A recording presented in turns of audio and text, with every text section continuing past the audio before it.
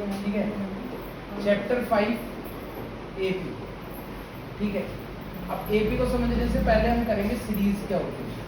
तो सीरीज क्या है, किसी भी नंबर को लिखने का पैटर्न। हम किसी भी नंबर्स को किस तरीके से लिखते हैं, टेबल्स है, वो भी एक पैटर्न है, ठीक है। मैं आपको जैसे कोई भी एक नंबर जैसे 2, 4, 6, 8, 10, ये क्या है, नंबर्स को लिखने का पैटर्न है। इसमें सभी नंबर्स में कितने का डिफरेंस आ रहा है, 2 के डिफरेंस के साथ ये सभी नंबर्स में प्लस प्लस होते हुए चले जा रहे हैं नंबर्स। ऐसे ही सपोज करो कोई 1 है, 4, 9, 16, तो ये स्क्वायर है सभी। ये 1 का स्क्वायर है, ये 2 का स्क्वायर है, ये 3 का स्क्वायर है, ये 16 का स्क्वायर है। ऐसे ही क्यूब भी लिख सकते हैं, 1, 8, 27, 64। तो ये क्या है, क्यूब का है ये सभी सीरीज। लेकिन हम किस सीरीज को एपी बोलेंगे, ठीक है। इस पूरे चैप्टर में हमें सीरीज के बारे में पढ़ना है, और सीरीज भी कौन सी पढ़नी है, AP. AP means arithmetic progression. तो हम एपी किसको बोलेंगे, ऐसी सीरीज जिन नंबर्स का डिफरेंस सेम होता है। सेम, या तो हम बोलेंगे सेम नंबर उसमें क्या हो रहे हैं, ऐड हो रहे हैं, या सेम नंबर उसमें क्या हो रहे हैं, माइनस हो रहे हैं। तो अगर मैं इसमें देखूं तो इसमें देखो +2 हो रहा है, 4, 4 + 2 6, 6 + 2, इस वाली सीरीज में क्या हो रहा है, सभी सेम ही नंबर बार बार प्लस हो रहा है। तो इस सीरीज को हम क्या बोलेंगे, एपी बोलेंगे। लेकिन जैसे यहाँ पे कितने का डिफरेंस आ रहा है, 3 का, फिर यहाँ पे कितने का डिफरेंस आ रहा है, 5 का, यहाँ पे कितना डिफरेंस आ रहा है, 7 का। तो ये डिफरेंस अलग अलग आ रहे हैं। तो इन दोनों सीरीज को हम क्या नहीं बोलेंगे, एपी नहीं बोलेंगे। तो एपी होने के लिए सभी का कॉमन डिफरेंस क्या होना चाहिए, सेम होना चाहिए। एपी होने के लिए क्या होना चाहिए, इस सीरीज को एपी बनने के लिए सभी कॉमन डिफरेंस क्या होने चाहिए, सेम होने चाहिए। तो सबसे पहले तो हमने ये समझा कि एपी है क्या, किस सीरीज को एपी बोलेंगे। इसके बाद नेक्स्ट सपोज करो हमारे पास कोई भी एक सीरीज है जिसको हमने बोल दिया एपी है। एपी सीरीज है तो सपोज 2, 4, 6, 8, 10, ये एक एपी है। अब एपी चेक करने के लिए, अब सपोज करो अगर एग्जाम में आता है कि बताओ एपी है या नहीं है, तो चेक करने के लिए हम क्या करते हैं, नेक्स्ट वाले नंबर से फर्स्ट वाले नंबर को माइनस करते हैं, जिसको बोलते हैं डिफरेंस या कॉमन डिफरेंस। तो कॉमन डिफरेंस को डी से रिप्रेजेंट करते हैं। एपी के जो फर्स्ट नंबर होता है सीरीज का, उसको बोलते हैं फर्स्ट टर्म। क्या बोलेंगे, फर्स्ट टर्म। फर्स्ट टर्म को ए से रिप्रेजेंट करते हैं, ठीक है। अब इसको चेक करने के लिए डी का फॉर्मूला होता है a2 - a1, a2 - a1। इसमें से इसको माइनस करके देखेंगे तो 4 - 2 कितना आ गया, 2। अब ये नहीं है कि सिर्फ इन दोनों का डिफरेंस ही चेक करके हम लेफ्ट कर देंगे वहीं पर। इसके बाद 6 में से 4 को माइनस करके देखेंगे, 8 में से 6 को माइनस करके देखेंगे, और 10 में से 8 को माइनस करके देखेंगे। अब यहाँ पे 4 में से 2 को माइनस किया, 2 ही आएगा। 6 में से 4 को माइनस किया तो भी क्या आएगा, 2। सभी नंबर्स को माइनस करने पे सेम डिफरेंस आ रहा है, 2। तो इस तरीके से हम बता सकते हैं कि कोई भी सीरीज एपी है या फिर नहीं है, ठीक है। ये तो सिंपल कॉन्सेप्ट हो गया कि एपी क्या है, कॉमन डिफरेंस क्या है, फर्स्ट टर्म क्या है। अगर एपी गिवन है तो हम कोई भी 2 कॉन्सेक्यूटिव टर्म्स लेंगे। कॉन्सेक्यूटिव टर्म्स होती है जस्ट लगातार वाले नंबर्स। ये वाली टर्म है, इससे नेक्स्ट कॉन्सेक्यूटिव ये वाले नंबर है, तो हम इसमें से इसको माइनस करके भी डी निकाल सकते हैं, इसमें से इसको माइनस करके भी डी निकाल सकते हैं, अगर उसने बोला हुआ है कि वो एपी गिवन है। अगर वो चेक करने के लिए बोलेगा तो सभी का डिफरेंस चेक करेगा। लेकिन अगर उसने बोला है तो हम इसको इसमें से, लेकिन जनरली हम स्टार्टिंग की 2 टर्म्स लेते हैं, उसमें से माइनस करके डी निकाल देते हैं अगर एपी गिवन है। नेक्स्ट इसके अंदर जो क्वेश्चंस आते हैं, नेक्स्ट एक फॉर्मूला है इसमें, an = a + n - 1 × 2। अब इस फॉर्मूले से क्या होता है कि अगर आपको कोई भी एपी गिवन है, हम एपी गिवन है और हमें पता है कि नंबर ऑफ टर्म्स हमें क्या दिया है, तो हम नंबर ऑफ टर्म्स से इजीली निकाल सकते हैं। कोई भी मुझे टर्म गिवन है, जैसे मुझे 20 टर्म निकालनी है, 30 टर्म निकालनी है, तो मैं इस फॉर्मूले से कोई भी टर्म निकाल सकता हूँ किसी भी एपी का, कोई भी सीरीज है।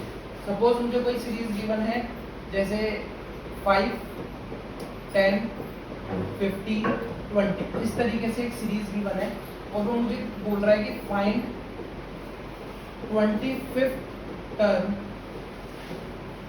Of an AP. वो इस तरीके से बोलता है। तो ये कहता है कि इसकी 25th टर्म बताओ। तो यहाँ पे ये रिप्रेजेंट किसको कर रहे हैं, ये तो हमारी nth टर्म है, ये nth टर्म है, ये फर्स्ट टर्म है, ये कॉमन डिफरेंस है, और ये हमारी नंबर ऑफ टर्म है। नंबर ऑफ टर्म्स मतलब कि वो टर्म कौन सी है जो मुझे निकालनी है। जैसे मुझे टर्म कौन सी निकालनी है, 25th निकालनी है, तो यहाँ पे n की वैल्यू कितनी होगी, 25। कितनी हो गई, 25। पहले तो हमें वो वैल्यूज पता होनी चाहिए जिनको हमें इसमें क्या करना है, पुट करना है। इसके बाद फर्स्ट टर्म हम AP की जो फर्स्ट टर्म है वो क्या है, यहाँ पे 5 है, और D मैंने कैसे बताया था, A2 माइनस A1, तो 10 में से इसको माइनस कर देंगे, तो 10 माइनस 5 कितना आ गया, D की वैल्यू आ गई हमारे पास 5 आ गई। अब इसके बाद हमें an का फॉर्मूला लगाना है।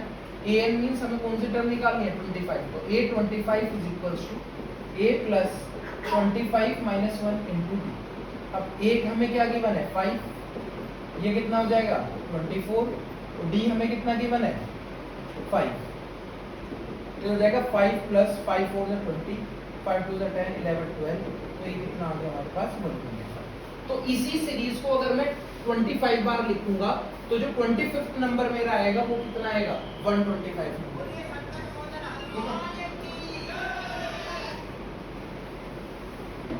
ठीक है, हमारा जो नंबर आएगा वो कितना आएगा, 125 आएगा। क्लियर है सबको। अब इसके बाद इसी में एक क्वेश्चन आता है, एक फॉर्मूला और है इसके अंदर an का, एक फॉर्मूला है an is equals to L minus n minus 1 into d.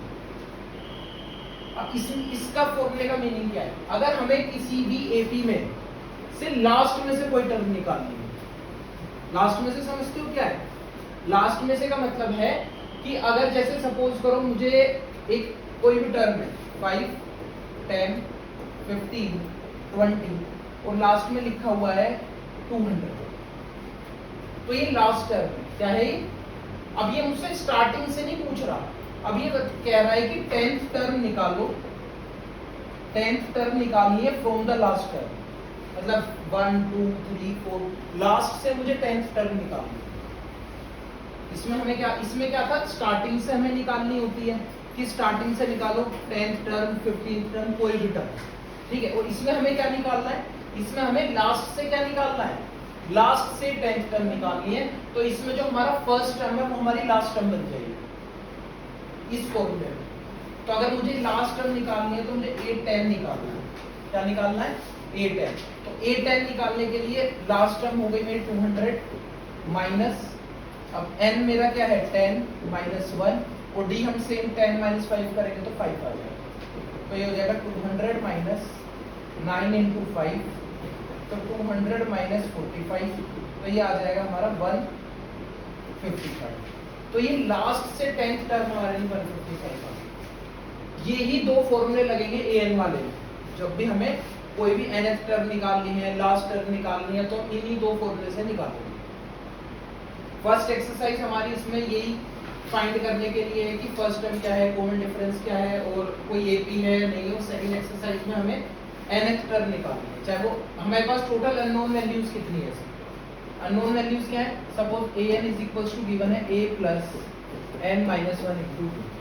अब इसमें टोटल कितनी टर्म्स हैं, एक an हो गई, एक a हो गया हमारे पास, एक n हो गया और एक d हो गया, तो टोटल 4 टर्म्स है। इनमें से कोई भी वो 3 टर्म्स हमें देगा, वो 4 टर्म हमसे निकलवाएगा एग्जाम में, ठीक है। तो हो सकता है वो an दे दे, और अगर वो सीरीज देगा तो उस सीरीज में कंफर्म है a और d तो मुझे हमेशा मिलेगा ही मिलेगा। अगर मुझे कोई सीरीज गिवन कर दी उसने कि x y z कोई भी सीरीज है, 2 है 4 है 6 है 8 है, तो मुझे कंफर्म है कि a और d की वैल्यू तो मिल ही जाएगी।